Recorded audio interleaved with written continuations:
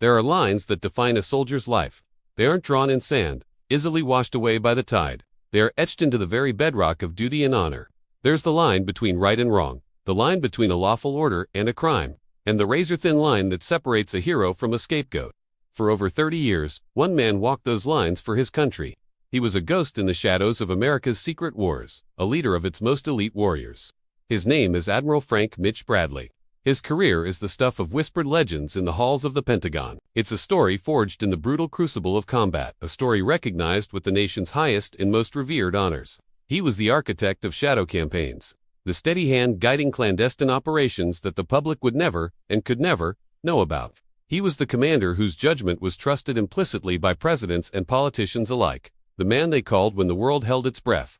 But overnight, in the blinding flash of a media firestorm, the very system he swore a lifelong oath to protect turned on him. The accolades, the medals, the decades of respect, they all vanished. They were replaced by a single, damning accusation: war criminal. This is the story of a lifetime of service, threatened with complete erasure. It's the story of a celebrated hero suddenly caught in the crossfire of political maneuvering and manufactured public outrage. And it's the story of the one force the powerful men in Washington forgot to account for: the unwavering, unbreakable loyalty of the brothers-in-arms who refused to let him fall. For 30 years, I served his country. I walked out of the U.S. Naval Academy with a commission in one hand and an unshakable sense of duty in the other.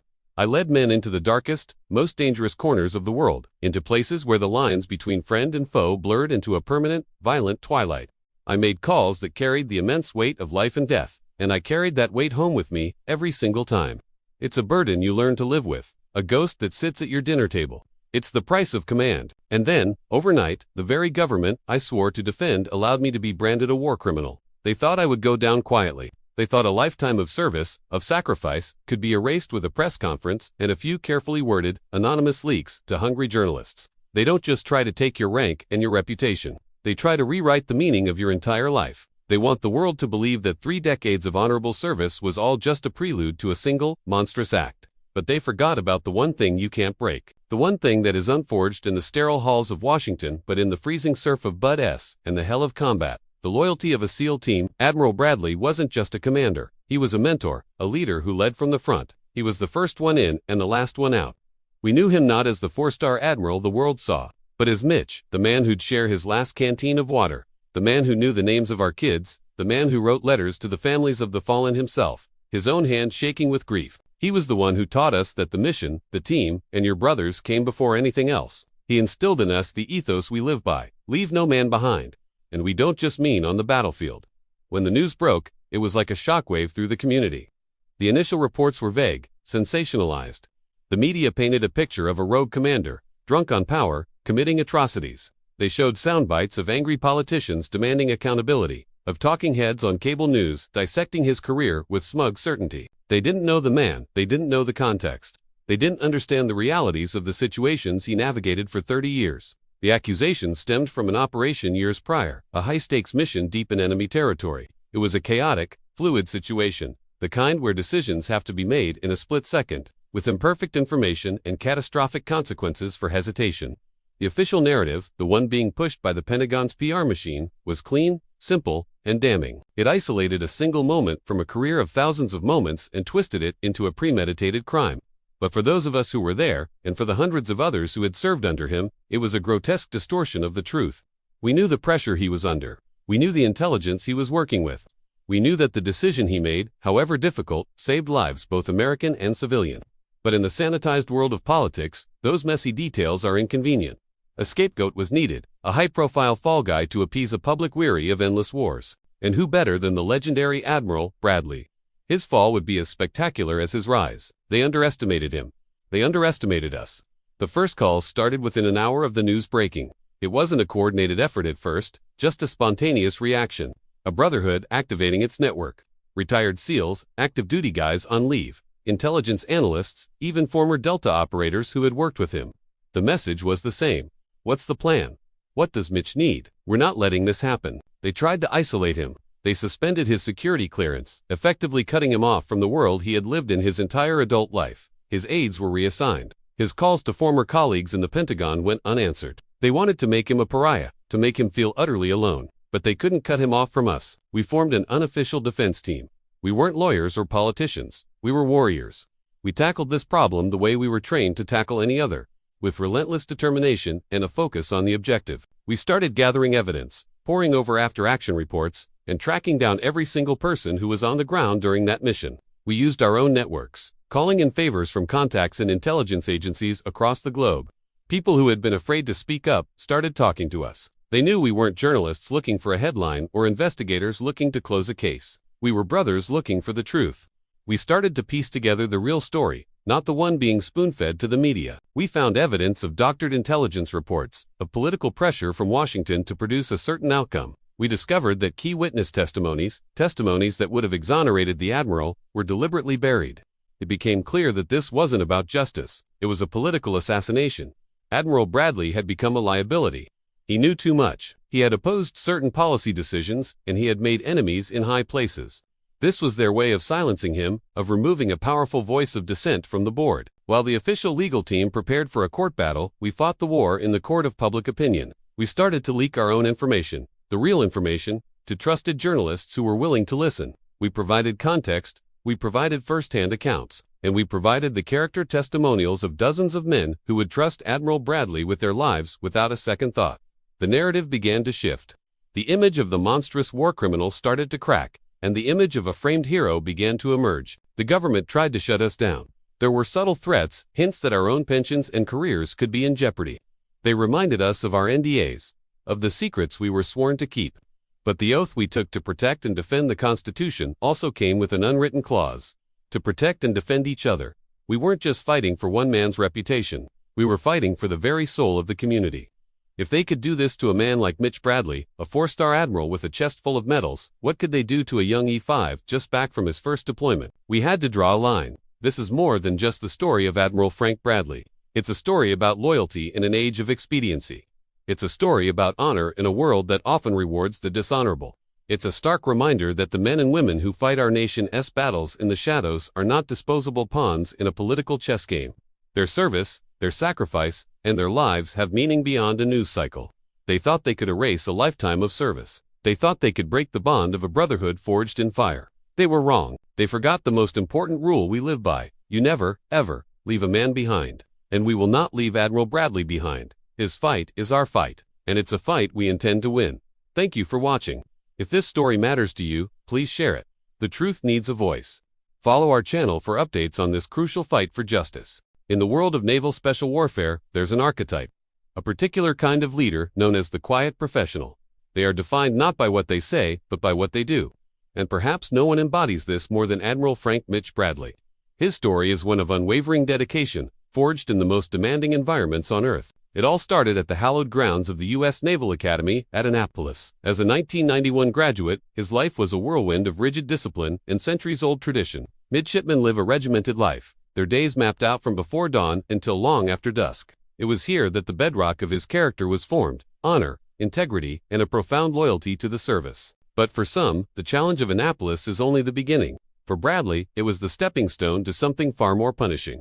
He volunteered for basic underwater demolition SEAL training, better known as BUD-ES. This is widely considered the most grueling military training in the world, a 6-month crucible designed to weed out all but the most resilient. The first and most infamous part is First Phase, a brutal test of physical and mental fortitude that culminates in the legendary Hell Week. Imagine this. For 5.5 days, you get less than 4 hours of sleep in total. You are constantly cold, wet, and sandy.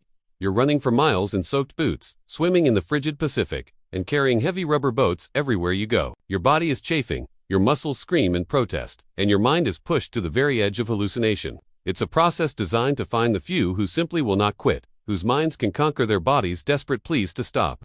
Bradley was one of them. He emerged from that crucible, not broken, but forged, with a resolve of tempered steel. His entire career unfolded within the elite brotherhood of the Navy SEALs. He was a man made for this world.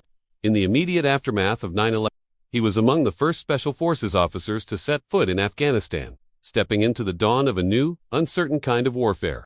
His leadership, tested under the most intense fire, was proven time and again. He began his steady ascent through the ranks, commanding at every significant level of special operations. He led SEAL Team 4, a unit whose area of operations is the complex and often volatile landscape of Central and South America. These weren't headline-grabbing missions. They were shadowy, high-stakes operations, often involving counter-narcotics and counter-terrorism, demanding a unique blend of combat skill and diplomatic finesse. His performance there was exemplary, further cementing his reputation as a cool-headed and effective commander. This reputation for excellence eventually led him to the command of one of the most famed yet secretive units in the U.S. military, the Naval Special Warfare Development Group, more famously known as SEAL Team 6. This is a Tier 1 special mission unit. They are the elite within the elite, the tip of the spear, entrusted with the nation's most complex, sensitive, and dangerous missions. To lead this unit is to be trusted implicitly by the highest levels of government, often operating directly under the authority of the president. But for Admiral Bradley, even that wasn't the peak. From there, he ascended to command the Joint Special Operations Command, or JSOC. This was a monumental leap in responsibility. As the head of JSOC, he wasn't just in charge of SEALs. He was responsible for all of America's premier special mission units, including the Army's legendary Delta Force. He was the conductor of a symphony of the nation's most lethal and capable warriors. His entire life was a testament to near-monastic dedication to his country and his craft. He was the man in the shadows, making the calls that kept the nation safe, so it came as no surprise to anyone in Washington when, in the fall of 2025, his promotion to lead all U.S. Special Operations Forces was approved unanimously in the Senate. He was a figure who transcended politics, earning praise from lawmakers on both sides of the aisle. One senator, in a moment of candid admiration, described him with two simple but powerful words: rock solid. By every conceivable measure, Admiral Frank Mitch Bradley was a man who had dedicated his entire life to the nation. He was the kind of leader you'd trust to make the hardest calls under the most extreme pressure imaginable. A quiet professional, defined by his actions, not his words, which is precisely why the events of September 2, 2025, were so profoundly shocking. The first reports were fragmented, whispers that grew into a roar. They described an incident that sent a shockwave from the calm, turquoise waters of the Caribbean Sea, racing across the globe, and landing straight in the heart of the Pentagon. What happened on that day would call into question everything the world thought it knew about the rock-solid Admiral Bradley. It would force a nation to confront an unbelievable truth, and to ask a terrifying question: how could a man like this do something like that?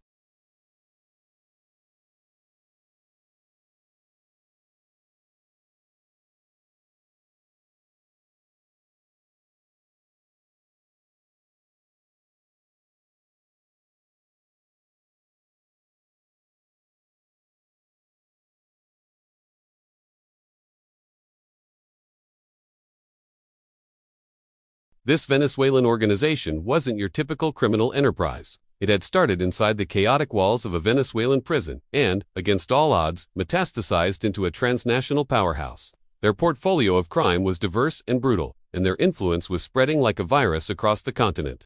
Their growth had been so rapid, so menacing, that the U.S. had taken a drastic step earlier that year, designating TRNDRAGO as a foreign terrorist organization. This wasn't just a label. This single act fundamentally rewrote the rulebook, giving American agencies a whole new level of authority.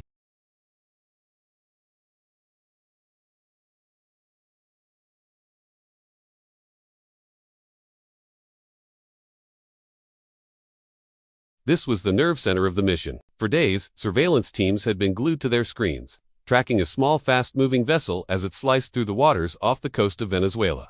Every piece of intelligence, every blip on the radar, every encrypted communication was being funneled into this room, cross-checked and analyzed in real time by the sharpest minds in the military. The consensus was unanimous, the conclusion inescapable. This boat was dirty. It was believed to be carrying illegal cargo, a shipment directly linked to the operations of TRNDRAGO. The air was electric with anticipation.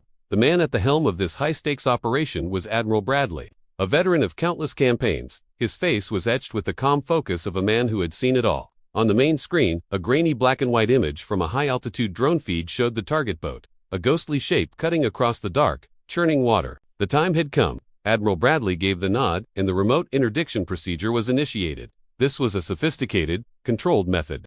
A surgical strike designed to safely disable the vessel without causing harm to anyone on board or destroying the evidence. It was the modern face of maritime law enforcement, precise and powerful. Within moments, the boat's engine sputtered and died. The craft was immobilized, dead in the water. A collective sigh of relief, a wave of quiet satisfaction, washed over the command center. The first phase of the operation had gone off without a hitch. It looked perfect. But then, the drone's camera operator zoomed in, pushing the limits of the technology to get a closer look at the now stationary target. And in that instant, the entire atmosphere in the room shifted. The quiet confidence evaporated, replaced by a sudden, jarring uncertainty. The magnified image revealed something unexpected, something deeply troubling. Two individuals were visible in the water, clinging desperately to pieces of debris near the disabled boat. They weren't fighting, they weren't resisting, they were simply trying to stay afloat, their movements frantic and distressed. The mission, so clean and precise just moments before, had just become incredibly complicated. What happened next would ignite a firestorm of controversy that would shake the very foundations of the military command structure. The mission's objective had been crystal clear: halt illegal trafficking. It was never about endangering human lives. According to established protocol, the rules of engagement are unambiguous in a situation like this. Once any individuals are identified as stranded, unresponsive, or otherwise unable to pose a threat, they are to be treated as a decombat. It's a French term that means out of the fight. They are no longer combatants. They are survivors, and under both military law and basic human decency, they require protection and aid. The next logical step, the only step according to the rulebook, was to coordinate a rescue. But that's not what happened. Instead of initiating rescue or recovery procedures, a second directive came down from the command chain. The instruction was chilling in its ambiguity and its departure from standard practice. The team was instructed to maintain a posture that did not prioritize providing assistance to the two distressed individuals in the water. The order was a clear contradiction of everything they had been trained to do, a violation of both humanitarian principles and operational guidelines. That single decision, made in the sterile, air-conditioned quiet of the command center, would later spark a national storm, casting a long, dark shadow over the entire operation. When the details of the September 2nd mission eventually broke through the wall of official secrecy and surfaced into the public domain, the reaction was immediate and fierce. Military lawyers and legal experts were quick to weigh in, their commentary sharp and damning. They all pointed to the Pentagon's own Law of War Manual, the Bible for military conduct. Its text is explicit: individuals who are stranded, shipwrecked, or otherwise unable to participate in hostile activity must be safeguarded. Any order to the contrary, any deviation from that fundamental principle, raises profound procedural and ethical questions. It wasn't a gray area. It was a bright red line, and it appeared to have been crossed.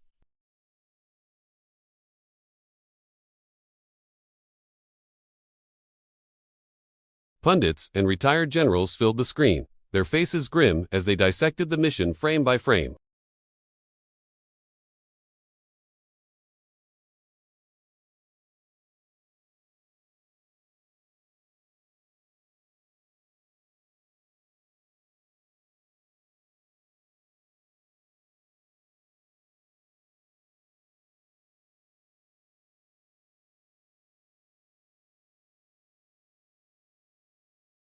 Through all the noise, the expert analysis, and the political finger-pointing, one question rose above the rest. It was the question on everyone's lips, repeated in a constant, echoing chorus across the nation: who gave the order? Who was the person who ignored decades of established protocol? Who looked at two people struggling for their lives in the water and made the call to not prioritize their rescue? The pressure on the Pentagon was immense, the demand for an answer unrelenting. They couldn't stay silent forever. Weeks later, after an internal investigation that was watched by the entire world, the Pentagon finally announced its answer. They named the man they held responsible. The order, they declared, had come directly from the man in charge of the entire operation that night. The man who had given the initial go-ahead, the man who had watched the events unfold on the drone feed, the man who had made the final, controversial call. The responsibility, they said, lay with Admiral Frank Mitch Bradley. The storm now had a name, and the fallout was just beginning. This case would go on to challenge our understanding of duty, humanity, and the complex moral calculus of modern warfare. As the firestorm over the strike grew, a much darker, more intricate political story started to unfold behind the closed doors of Washington. What began as whispers soon exploded into a series of anonymous leaks. Reports, citing unnamed Pentagon sources, claimed that Defense Secretary Pete Hegseth had given a chilling verbal order before the mission: kill everybody. It was an absolutely shocking allegation, a blanket command that seemed to completely ignore the established laws of war. Hegseth's response was immediate and forceful. He launched a full-scale public relations offensive, vehemently denying the claims. He called the reports fabricated, malicious, and inflammatory, painting them as a vicious attack on his character and his office. In the days that followed, a disturbing yet masterfully executed political strategy began to surface, seemingly orchestrated directly from the Secretary of Defense's office. Publicly, the message was one of unwavering unity.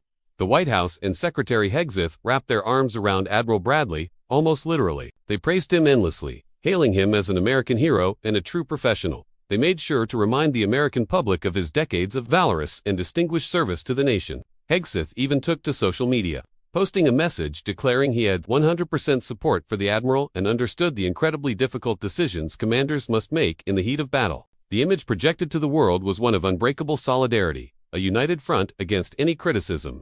But behind the scenes, a very different narrative was being carefully constructed and quietly disseminated. The first piece of the puzzle fell into place during a press briefing. The White House press secretary, while still showering praise on Admiral Bradley's impressive record, made a critical clarification. She confirmed that it was, in fact, Admiral Bradley who held the ultimate authority and who made the final call for that devastating second strike. The seed of separation was planted. Then Hegseth himself made his move in a carefully staged press gaggle with a group of reporters. It was a masterclass in creating distance. He claimed that he was unpersonally watching the live drone feed at the exact moment the second strike was ordered and executed. He insisted that he only learned about the specific details hours after the fact. Over and over again, he hammered home the point that Admiral Bradley, as the commander on the ground, had the full authority to make that call. The implication was subtle but powerful. This was Bradley's decision, not his. To any seasoned observer in Washington, the strategy was as transparent as it was cynical. It was a classic playbook ripped straight from the annals of political survival. Step 1. Lavishly praise the person in the hot seat to project an image of loyalty and support. Step 2. Subtly introduce facts that isolate them, confirming they had the authority and responsibility for the controversial action. And finally, Step 3. Create plausible deniability for yourself by claiming you were unpresent or fully informed during the critical moment. The writing was on the wall, clear for anyone willing to read it. A decorated American hero, a man who had dedicated his life to his country, was being publicly celebrated and championed, all while being privately and systematically positioned to take the fall. He was the hero in the press release, but the scapegoat in the backroom. It was a brutal lesson in how Washington protects its own, even at the cost of one of its finest. The stage was being set, not for a fair investigation, but for a sacrifice. Have you ever heard of the Battle of Leyte Gulf? It's often called the largest naval battle in history, a colossal clash in World War II that decided the fate of the Philippines. But within this massive conflict lies a smaller, more personal story of incredible courage, a story that almost got erased from the history books. It's about a group of American destroyers and destroyer escorts, ships so small they were nicknamed tin cans, who faced down the most powerful battleship ever built, the Japanese super battleship Yamato. They were outgunned, outnumbered, and outmatched in every conceivable way, yet they charged. This is the story of Taffy 3 and their legendary last stand. Our story begins on October 25, 1944. The American invasion of the Philippines was in full swing. General Douglas MacArthur had just famously waded ashore at Leyte, fulfilling his promise to return. To protect this massive landing force, the U.S. Navy assembled an enormous fleet under the command of Admiral William Bull Halsey. His third fleet was a powerhouse, centered around fast, modern aircraft carriers. Halsey's mission was clear: protect the invasion beaches at all costs. Meanwhile, a smaller, less glamorous force, the 7th Fleet, was responsible for direct support of the landings. This fleet included a group of small, slow escort carriers, codenamed Taffy 1, Taffy 2, and Taffy 3. These were not the sleek fleet carriers of Halsey's command. They were built on merchant ship hulls, slow and lightly armored, carrying only a handful of planes. Their job was to provide air cover for the troops on the ground, not to fight a naval battle. Escorting them were a handful of destroyers and even smaller destroyer escorts. These ships were the runts of the fleet, but they were about to be thrust into the fight of their lives. The Japanese Navy, desperate to stop the American invasion, launched a bold and complex plan called Shogo. It involved sending multiple naval forces to converge on Leyte Gulf from different directions, hoping to trap and annihilate the American landing forces. The most powerful of these was the center force, commanded by Admiral Takeo Kurita. This was the steel heart of the Imperial Japanese Navy, featuring 5 battleships, including the behemoths Yamato and Musashi, along with a dozen heavy cruisers and a swarm of destroyers. To get to Leyte Gulf, Kurita's fleet had to pass through the San Bernardino Strait. This is where Admiral Halsey and his mighty 3rd Fleet were supposed to be standing guard. But Halsey had been baited. The Japanese sent a decoy force of carriers, ships with very few planes left, to the north. Believing this was the main threat, Halsey took his entire fleet, every single battleship, and fast carrier, and raced north to chase them, leaving the San Bernardino Strait completely unguarded. He didn't even leave a picket line of destroyers behind. It was one of the most controversial decisions of the entire Pacific War. In the pre-dawn darkness of October 25th, as Halsey was hundreds of miles to the north, Admiral Kurita's center force slipped through the unguarded strait and turned south, heading directly for the vulnerable American landing ships at Leyte Gulf. The only thing standing in his way was the tiny, unsuspecting task unit known as Taffy 3, commanded by Rear Admiral Clifton Sprague.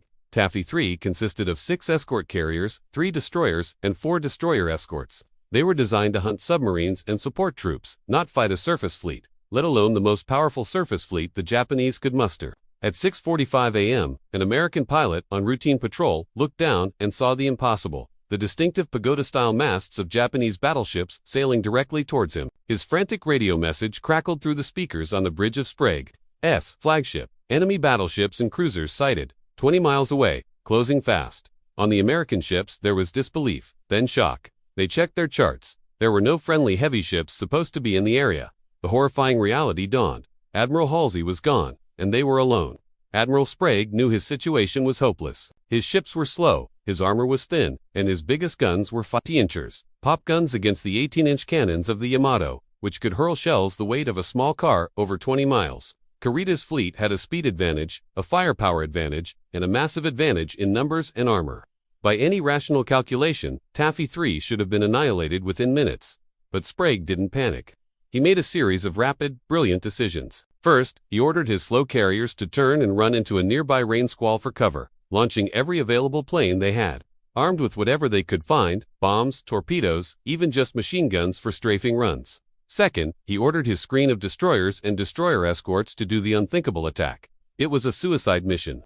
The destroyer, USS Johnston, commanded by Commander Ernest Evans, didn't even wait for the order. Evans, a man known for his fighting spirit, immediately turned his ship towards the massive Japanese fleet and charged, all by himself. The Johnston laid a smokescreen to help hide the fleeing carriers, its 5-inch guns blazing. It was like a terrier attacking a pack of wolves. The Johnston fired a spread of 10 torpedoes, and one of them struck the heavy cruiser Kumano, blowing its bow off and forcing it out of the fight. The little destroyer had drawn first blood, but the price was immense. Shells from the Japanese fleet rained down on the Johnston, tearing through its unarmored hull. The bridge was destroyed, and Commander Evans was badly wounded, but he continued to command his ship from the aft steering station. Inspired by the Johnston's suicidal bravery, the other 2 destroyers, the Hull and the Hiraman, along with the destroyer escort, Samuel B. Roberts, also charged in. Samuel B. Roberts, affectionately known as the Sammy B, was even smaller and slower than a destroyer. Her crew called her the destroyer escort that fought like a battleship. She zigzagged through the geysers of enemy shell splashes, firing her tiny guns and launching her 3 torpedoes. One of her torpedoes hit the heavy cruiser Chikai, crippling it. The Sammy B then engaged multiple Japanese cruisers at close range, firing over 600 shells from her 2 guns, until one of them ran out of ammunition and the other was disabled by enemy fire. For over an hour, these tiny ships charged, dodged, and fired, creating chaos and confusion within the Japanese formation. They pressed their attacks so fiercely that the Japanese Admiral Kurita became convinced he was fighting a much larger force of American heavy cruisers, not just a handful of tin cans. The pilots from the escort carriers, flying with unmatched courage, made repeated attacks, strafing decks and making mock torpedo runs even after they ran out of ammunition, trying to distract and disorient the Japanese gunners. The cost of this courage was staggering. The USS Hull and the Samuel B. Roberts were both sunk by overwhelming enemy fire, fighting until they could fight no more. The USS Johnston, already mangled from its first charge, re-engaged the enemy and was finally sunk after a 2.5-hour battle. Commander Ernest Evans went down with his ship. He would be posthumously awarded the Medal of Honor. The carrier Gambier Bay was also sunk, becoming the only U.S. aircraft carrier sunk by naval gunfire in World War II. Taffy 3 was being torn to pieces, but they had bought precious time. Their relentless, seemingly insane attacks had sown confusion and hesitation in Admiral Kurita. He had been battered by torpedoes and constant air attacks. His formation was in disarray. He believed he had stumbled into the main American fleet and that more powerful forces must be closing in. He had lost 3 of his heavy cruisers and his flagship Yamato had been forced to turn away to avoid torpedoes, temporarily taking him out of the fight. Then, at 9:11 a.m., just as the last of Taffy 3's screening ships were being overwhelmed, Kurita made one of the most baffling decisions in naval history. He gave the order, "All ships, my course north. Speed 20. He was turning around. He was retreating. The way to Leyte Gulf and the defenseless American transports was wide open. Victory was in his grasp. But he turned back. Historians have debated his reasons ever since. Was he worried about Halsey's fleet finally returning? Was he concerned about his fuel levels? Or was it simply that the sheer, fanatical courage of Taffy 3 had broken his nerve? He had taken a beating from ships he should have brushed aside like insects. He reported to his superiors that he was withdrawing after fighting a powerful enemy force. In reality, he had been stopped by a handful of the smallest ships in the U.S. Navy. The men of Taffy 3 had saved the invasion. They had faced annihilation and, against all odds, had won. This story is about more than just one strike or one admiral. It's about accountability at the highest levels of power. It's about whether we value the honor of our warriors as much as we value their victories. Admiral Halsey's reckless gamble left his sailors exposed, and yet it was the raw courage of those sailors that saved the day. The men of Taffy 3 weren't supposed to be heroes. They were the supporting cast, the afterthought, but when the moment came, they proved that courage isn't measured by the size of your ship or the caliber of your guns.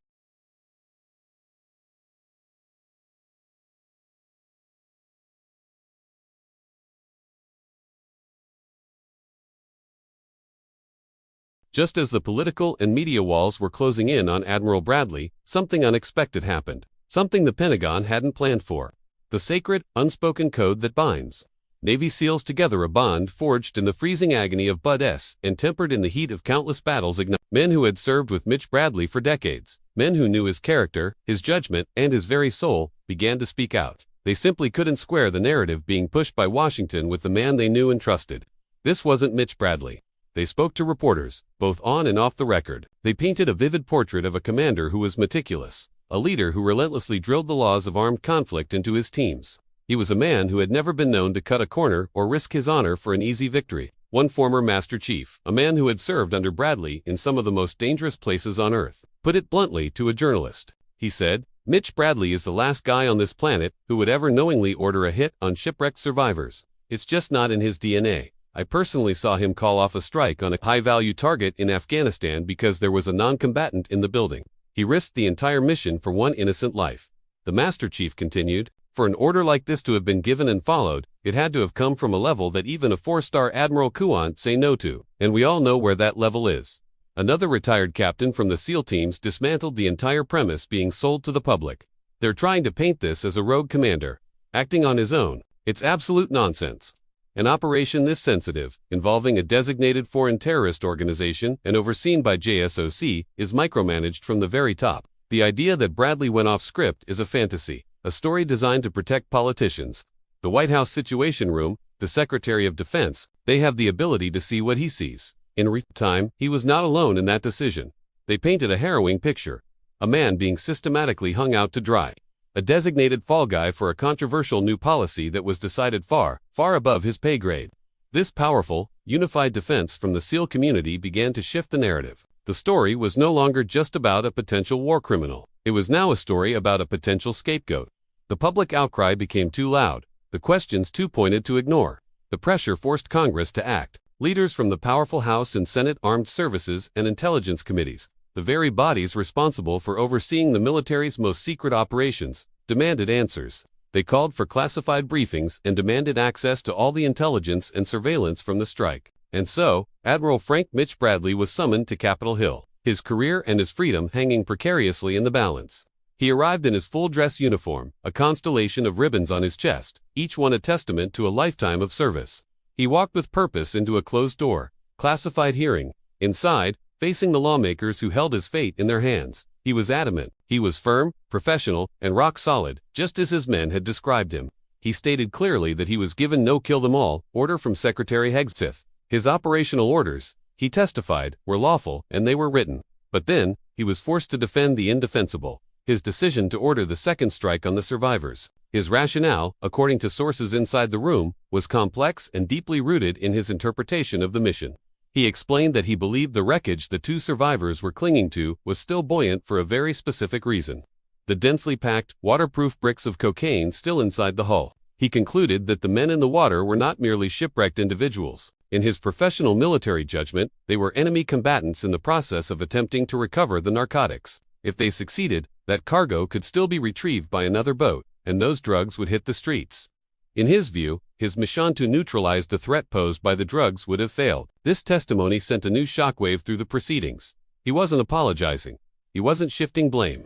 He was providing a cold, hard military justification for a decision that looked, to the outside world, like a simple act of cruelty. Lawmakers who saw the classified drone footage during that briefing came away with starkly different conclusions, and the divide fell largely along party lines. Some were reportedly deeply disturbed. One Democrat stated that any American watching that video would see it as a cold-blooded attack on helpless survivors. But others felt it was a justified and difficult military decision made under immense pressure.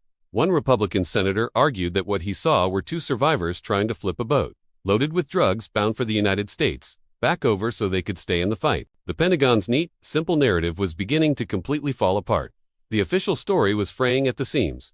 The supposed scapegoat wasn't acting like one, and his brothers in arms were ensuring that the truth, in all of its messy, uncomfortable complexity, would not be buried. The battle for Admiral Bradley's name had just begun, and it was clear it would be fought not just in the halls of power, but in the court of public opinion. What do you think? Was this a calculated military decision or a cold-blooded execution? Let me know your thoughts in the comments below. The fight for Admiral Frank Mitch Bradley's reputation, and maybe even his freedom, is far from over.